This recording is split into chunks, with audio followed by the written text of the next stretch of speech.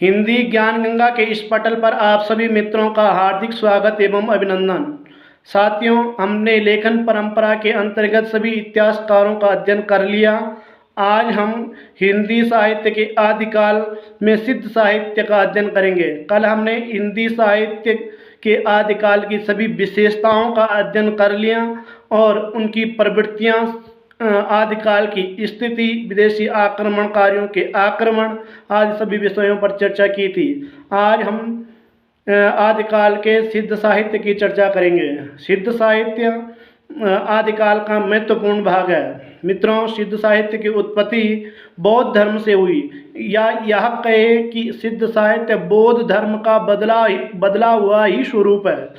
बौद्ध धर्म महादुखवाद पर आधारित था, जबकि सिद्ध महासुखवाद पर आधारित है। मित्रों, बौद्ध धर्म की दो शाखाएं हैं, हीनयान और महायान।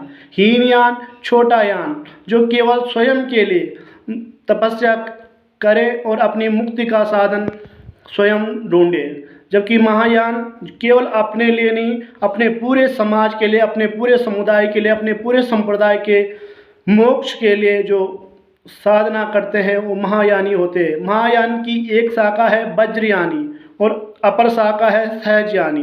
तो वज्रयान से ही सिद्ध साहित्य या सिद्ध उत्पन्न हुई है।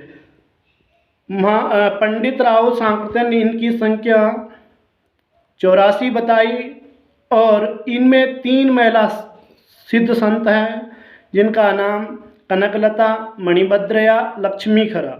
मित्रों, प्रतियोगी परीक्षाओं की दृष्टि से कई बार ये प्रश्न पूछा जाता है कि 3 महिला संतों में कौन कौन है। वह एक नाम दे देता है और 3 कुछ अन्य नाम डाल देता है।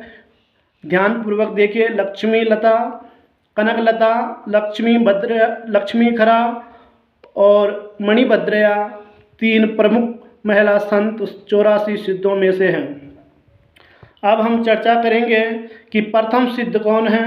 तो मित्रों, हिंदी सिद्ध साहित्य में प्रथम सिद्ध सरहप्पा है, जबकि राहुल सांकृत्य ने हिंदी साहित्य का पहला कवि भी सरहप्पा को माना।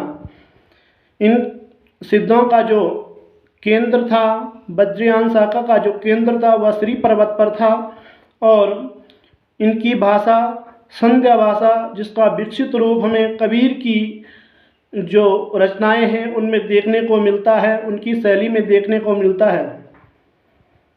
पंडित राव सांकृत्य ने इनका सरहप्पा का समय 769 ईस्वी निर्धारित किया और डॉक्टर बचन सिंह आक्रोश की भाषा का पहला प्रयोग सरहप्पा में दिखाई देता है, यह कहते हैं। जबकि इनकी जो भाषा है संध्या भाषा, इस पर अनेकों विद्वानों के अनेक मत हैं। पंडित विधुशेखर शास्त्री ने बताया है कि मूल शब्द संध्या भाषा नहीं बल्कि संध्या भाषा रहा होगा। कुछ विद्वानों ने संध्या भाषा का अर्थ बताया कि यह एक ऐसी भाषा है जिसमें संध्या के समान प्रकाश तथा अंधकार का मिश्रण है। ज्ञान के आलोक से उसकी सारी बातें स्पष्ट हो जाती हैं, ऐसे कुछ विद्वानों का मत है। कुछ विद्वानों ने संध्या भाषा का अर्थ अभिसंधि या अभिप्राय युक्त वाणी बताया है। ज्योतिश्वर ठाकुर ने भी वर्ण रत्नाकर में 14वीं सदी में 84 सिद्धों की ही संख्या मानी और जो विनय तोष भट्टाचार्य है, इन्होंने इनके प्रथम सिद्ध की संख्या समय 690 संवत के लगभग का माना। अब हम इनके सिद्ध साहित्य की प्रमुख विशेषताएं जो हैं उन पर चर्चा करेंगे। सिद्ध साहित्य की प्रमुख विशेषता है काया की साधना, अंतर्मुखी साधना, सद्गुरु की महिमा, ज्ञान की उपेक्षा, सामाजिक खंडन एवं मंडन की प्रवृत्ति, वर्णाश्रम का विरोध, संध्या भाषा शैली का प्रयोग नारी को साधना के केंद्र में रखा। ये इनकी प्रमुख विशेषताएं हैं। इन्होंने काया की साधना प्रारंभ की, अंतर्मुखी साधना प्रारंभ की। सद्गुरु, इस सिद्ध साहित्य में सद्गुरु को अत्यधिक महत्व दिया गया। सद्गुरु की महिमा गाई गई, ज्ञान की उपेक्षा की गई, ज्ञान को अत्यधिक महत्व नहीं दिया गया। सामाजिक खंडन मंडन की प्रवृत्ति, सामाजिक जो भी कुरीतियाँ थी उन सभी का विरोध किया। वर्णाश्रम का भी विरोध किया। ब्राह्मण, क्षत्रिय, वैश्य, शूद्र इत्यादि जो वर्ण व्यवस्था थी उसका विरोध किया।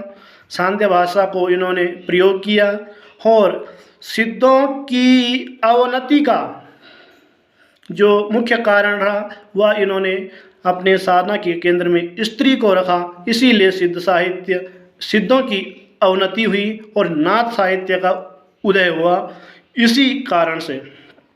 अब हम इन्होंने पंचमकार माना, जिसमें मांस, मद्या, मत्स्या, मुद्रा, मैथुन इनको माना। प्रसिद्ध सिद्ध पहले सरपा, सबरपा, लुइपा, डोम्बिया, कणपा और कुकुरिपा, ये प्रसिद्ध सिद्ध थे। कल से हम इन सिद्धों में से सरहप्पा की चर्चा करेंगे। सरहप्पा के दोहा ग्रंथ, दोहा और चौपायों का प्रथम प्रयोगकर्ता सरहप्पा थे, ऐसे पंडित राव सांकृत्यायन का मत है। तो कल हम सरहप्पा के विषय में चर्चा करेंगे। धन्यवाद।